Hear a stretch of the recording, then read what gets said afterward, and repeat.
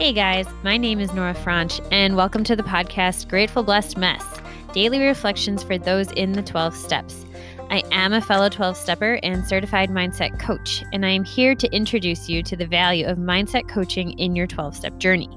So if you feel like you are stuck in the steps, if you're slipping and sliding with your abstinence, mindset coaching may help you as it did me, and you can find me at catholicmindsetcoaching.com.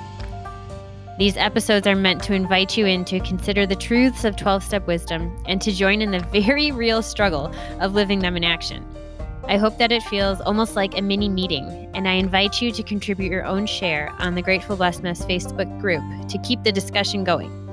My comments are based on my own experience, so feel free to take what you like and leave the rest.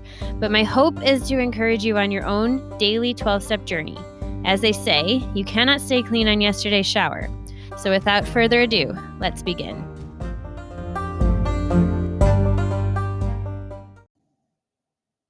Hey everyone, we're reading from A Day at a Time, October 11th. When I say the Serenity Prayer, sometimes over and over, I occasionally lose sight of the prayer's meaning, even as I repeat the words. So I try to think of the meaning of each phrase as I say it, whether aloud or silently.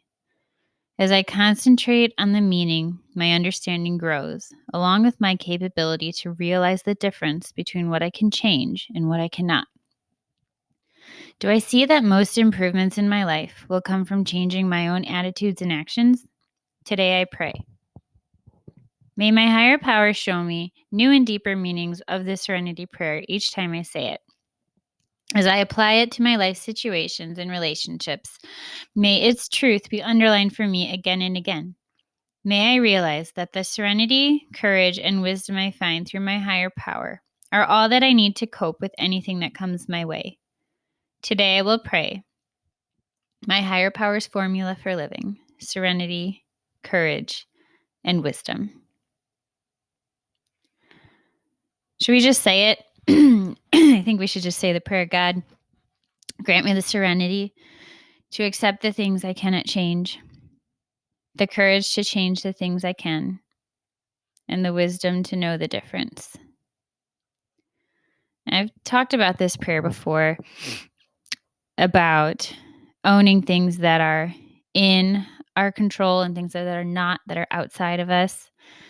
And, we talk about staying on our side of the street. And that's the only way to keep our sanity, because we will drive ourselves crazy trying to change things that aren't ours to control, shouldn't be ours to control. And ultimately, even if we get someone to do something, we can't change the way that anyone feels.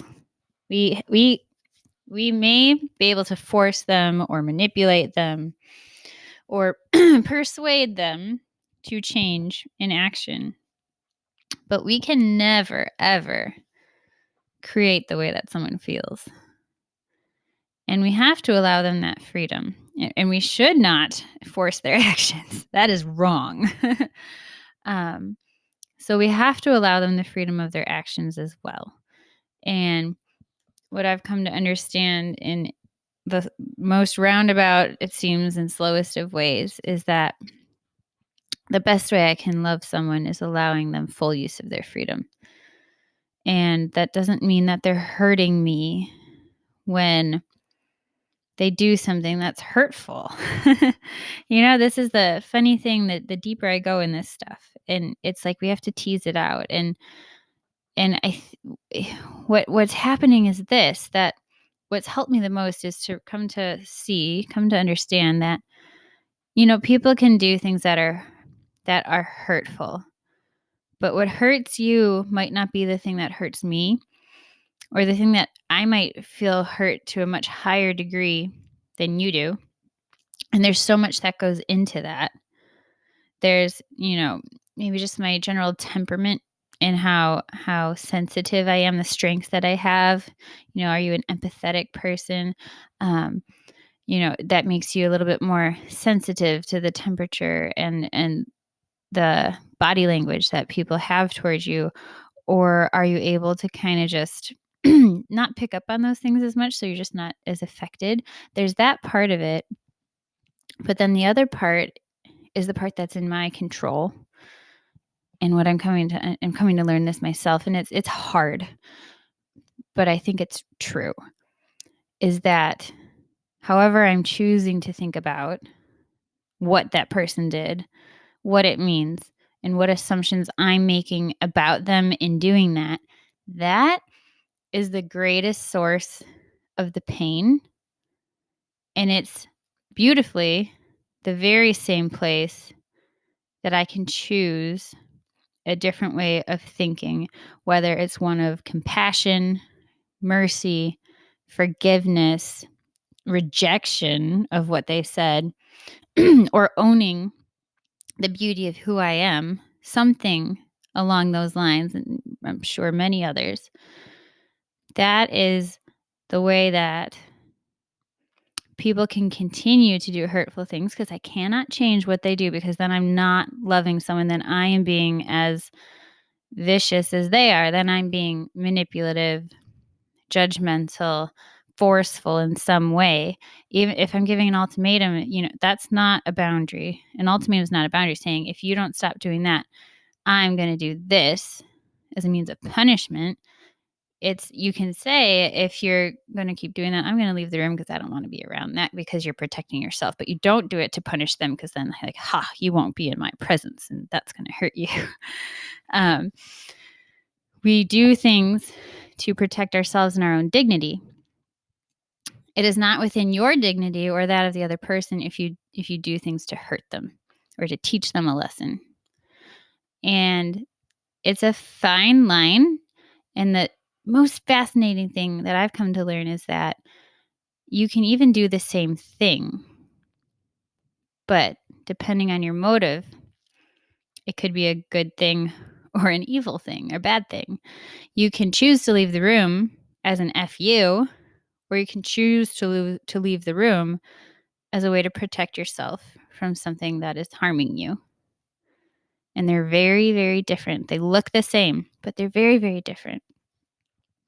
And you have to be actively engaged in your interior life and in the interior work, the inner archaeological dig of the 12 steps, and the work of daily examination in step 10, and most often having someone else on the outside looking in at what you're doing, whether it's a therapist or your sponsor or a coach, looking in and helping you identify things that often are hard for us to see ourselves, our motives, our agendas, our specific way that we perceive things just because of our own life experience.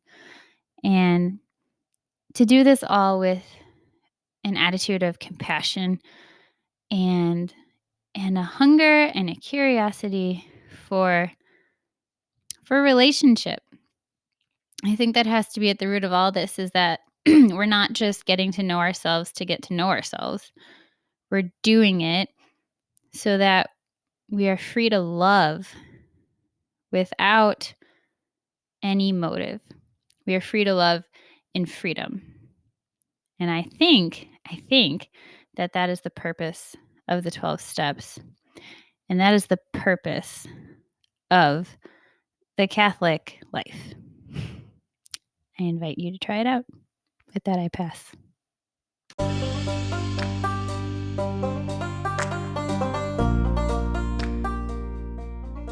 Thank you so much for listening to today's episode. If you feel that mindset coaching could help you on your 12-step journey, please feel free to reach out and find me at catholicmindsetcoaching.com. This is not a replacement for 12-step work. This is something outside of the 12 steps. It is simply something that has a heart for the 12 steps and those who are in it. And so, welcome. If you're here, chances are you may also be a bit of a mess. And I hope that you can learn to find some gratitude in the blessings that have come from your messes.